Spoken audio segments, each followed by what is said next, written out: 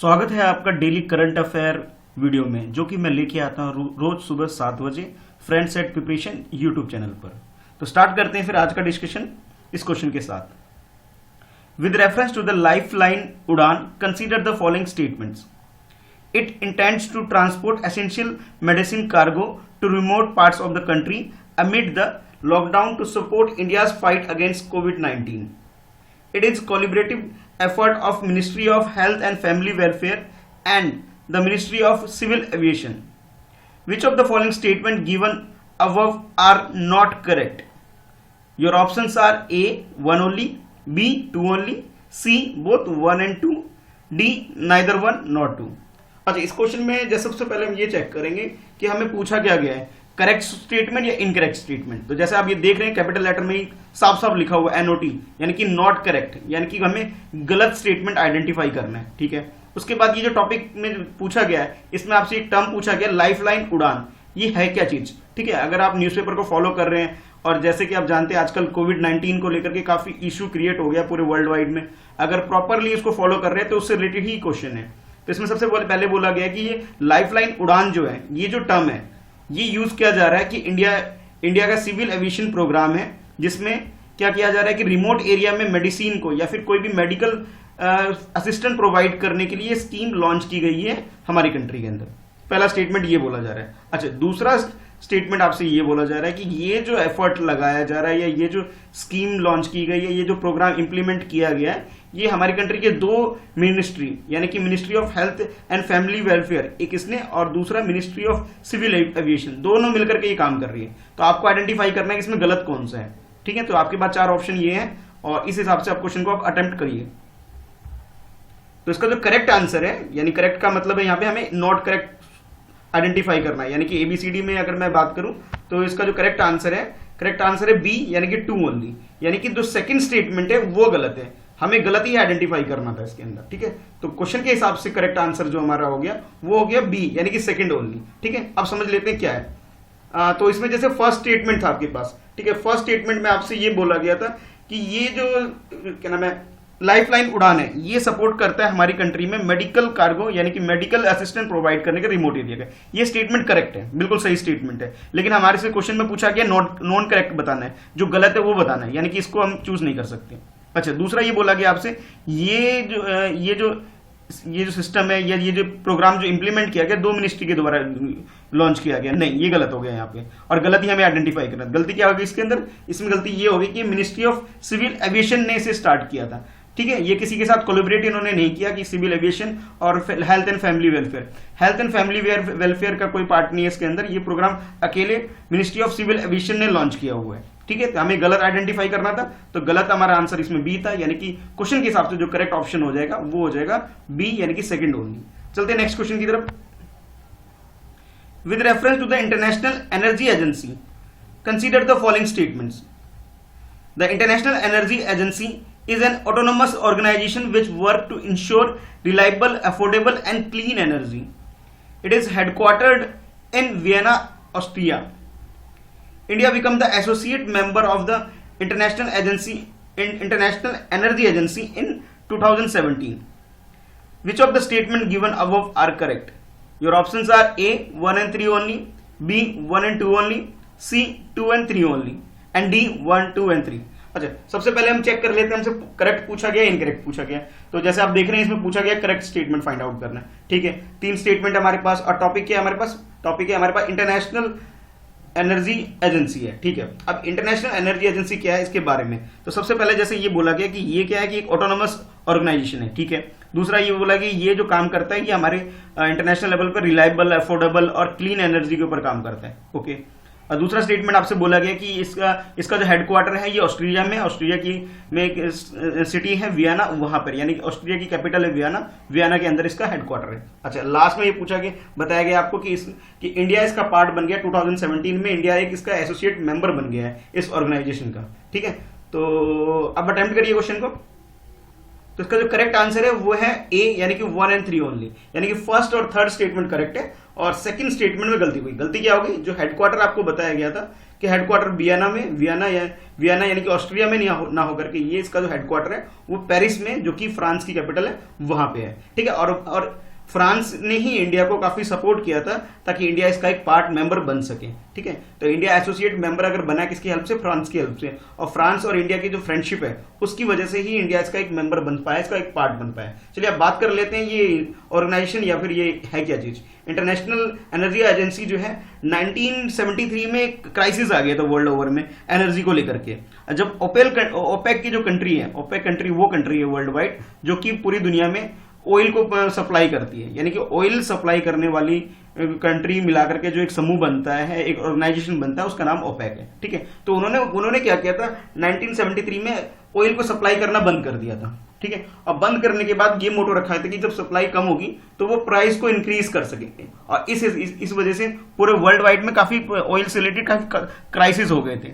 तो उसको sort out करने के लिए, उस प्रॉब्लम को सॉल्व करने के लिए दुनिया की जो बाकी कंट्री है वो सामने आई और उन्होंने डिसाइड किया कि एक ऑर्गेनाइजेशन फॉर्म किया जाना चाहिए जो कि इस तरह की प्रॉब्लम दोबारा हमारे सामने ना आए। तो 1974 में ऑर्गेनाइजेशन ये एग्जिस्टेंस में आई, यानी कि ये स्टेब्लिश हो गई थी इंटरनेशनल एनर्जी एजेंसी। ठीक है, और लास्ट में जो बताया गया कि इंडिया इसका 2017 में पार्ट बन गया, बिल्कुल करेक्ट है, यानी कि फर्स्ट और थर्ड स्टेटमेंट करेक्ट है, सेकंड गलत हो गया। तो हेडक्वार्टर आप इसे नोट कर सकते हैं, पेरिस फ्रांस के अंदर है।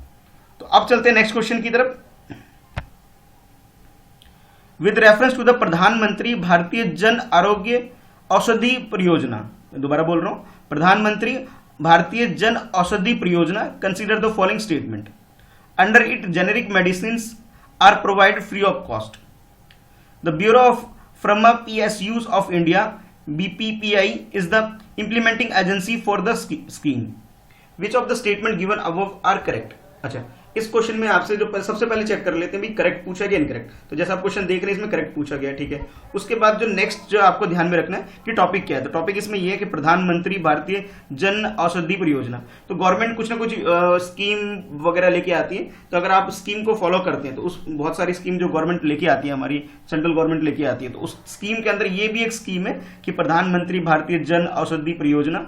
और इस स्कीम के अंदर क्या किया जाता है कि भी मेडिसिन प्रोवाइड किया जाता है। जैसे आप स्टेटमेंट को चेक करते हैं जिसमें देखते हैं क्या है। जैसे फर्स्ट स्टेटमेंट आपसे बोला गया कि ये जो मेडिसिन जो प्रोवाइड किया जाता है जेनेरिक मेडिसिन वो मेडिसिन होता है जो कि जैसे कोई भी फर्म है, उसने कोई मान लीजिए कोई दवाई बनाई उसने, ठीक है, और दवाई बनाने के बाद वो उसका पेटेंट करा लेती है। तो मान लीजिए 15 साल 20 साल 25 साल का पेटेंट है उसका, ठीक है।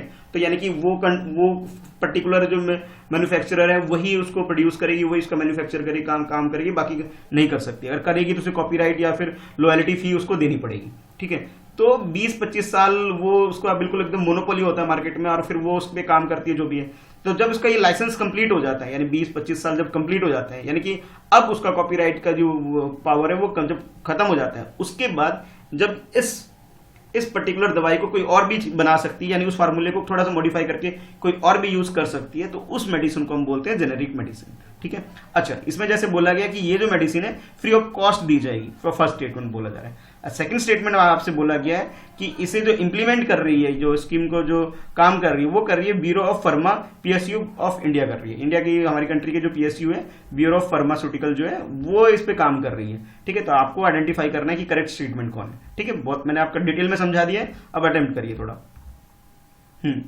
तो अगर करेक्ट स्टेटमेंट की बात करें तो करेक्ट स्टेटमेंट इसमें सेकंड है, यानी कि बी ओनली, ये हमारा आंसर हो जाए। फर्स्ट क्यों नहीं होगा? इसका सिंपल से रीजन ये है कि हमारी कंट्री बहुत डेवलप कंट्री नहीं है, डेवलपिंग कंट्री है। तो यहाँ medicine free of cost provide करना गवर्नमेंट के लिए कोई ज्यादा इजी काम नहीं है, बहुत टफ काम है। तो गवर्नमेंट क्या कर रही है, फ्री ऑफ कॉस्ट ना प्रोवाइड करके इसे अफोर्डेबल प्राइस पे कर रही है, यानी कि 100 रुपए की चीज को 5 रुपए 10 रुपए में प्रोवाइड कर रही है, यानी काफी सस्ते दाम में अच्छी मेडिसिन प्रोवाइड की जा रही है। तो ये फर्स्ट स्टेटमेंट यहाँ गलत हो गया, बाकी सेकंड स्टेटमेंट बिल्कुल सही है, एकदम करेक्ट है कि ये ब्यूरो ऑफ फार्मास्यूटिकल, ये हमारी कंट्री के अंदर ministry of chemical and fertiliser के अंदर ये काम करती है। अच्छा, इस क्वेश्चन में गलती ये हो सकती है आपसे, जब आप क्वेश्चन एग्जाम में अटेम्प्ट करेंगे आपको लगेगा कि ये ministry of health and family welfare के अंदर आता है, कि हेल्थ डिपार्टमेंट के अंदर आपको लगेगा कि दवाई वही का काम करते हैं। नहीं, ये गलत है, ये आता है ministry of chemical and fertiliser के अंदर आता है, ये स्कीम आती है, ठीक है। तो ये थोड़ा सा ध्यान रखना, ये नोट करने वाली चीज है। अच्छा, अब चलते हैं नेक्स्ट क्वेश्चन की तरफ। Which of the following do not have geographical indication tag status, ठीक है।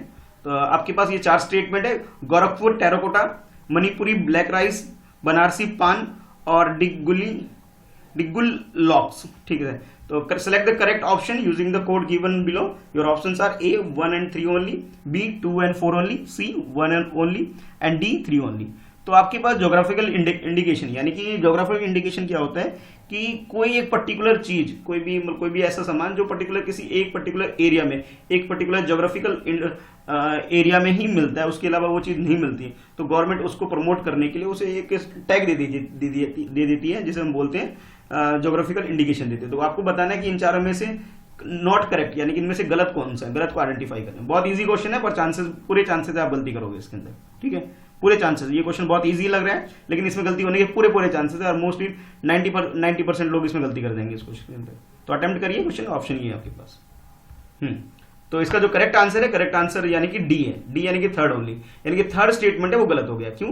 क्योंकि बनारसी पान का कोई जीआई टैग नहीं दिया गया है। ठीक है, गलती यहाँ ये हो गई। सबको लगेगा कि बनारसी पान बड़ा फेमस है वगैरह वगैरह वगैरह, तो इसको ज्योग्राफिकल इंडिकेशन तो मिलना ही चाहिए, लेकिन नहीं, इसको नहीं दिया गया है। तो ये यहाँ पे गलत स्टेटमेंट है, यानी कि बनारसी पान को कोई ज्योग्राफिकल इंडिकेशन नहीं दिया गया। ठीक है, तो ये गलत हो गया। बाकी जो तीनों स्टेटमेंट है ये तीनों करेक्ट है। ठीक है, यानी कि गोरखपुर टेराकोटा या फिर मणिपुरी ब्लैक राइस या फिर कहें डिंडीगुल के ताले जो कह सकते हैं, तो ये इन तीनों को ज्योग्राफिकल इंडिकेशन दिया गया हुआ है। ठीक है, लेकिन ये बनारसी पान को कोई इस तरह का कोई टैग नहीं दिया गया। ठीक है, तो गलती होने के मैंने कहा था चांसेस है, तो उसकी वजह यही थी। ठीक है, तो यानी कि करेक्ट जो हमारे एग्जाम क्वेश्चन के हिसाब से अगर मैं आंसर की बात करूं तो वो हो गया हमारे पास थर्ड हो गया, यानी कि डी वाला करेक्ट ऑप्शन है। हमें नॉट करेक्ट आइडेंटिफाई करना है, तो डी ऑप्शन बिल्कुल सही हो गया क्वेश्चन के हिसाब से।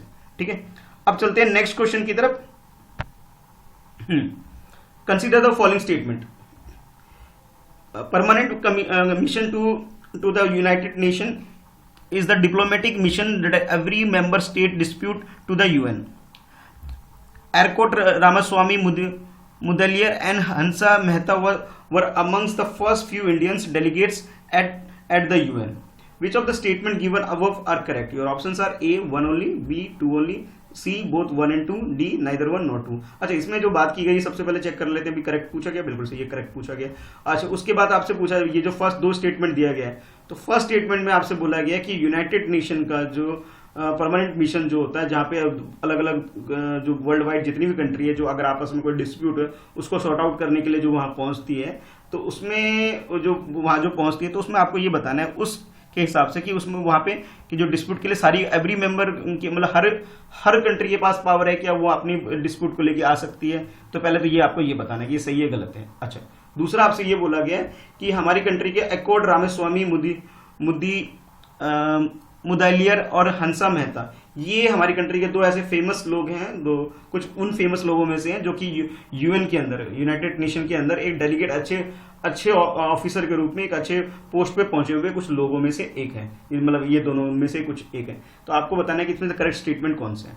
ठीक है, तो क्वेश्चन को अटेम्प्ट करिए एक बार। अब देख लेते हैं आंसर को। तो आंसर इसका क्या है? सी, यानी कि बोथ 1 and 2 दोनों करेक्ट है।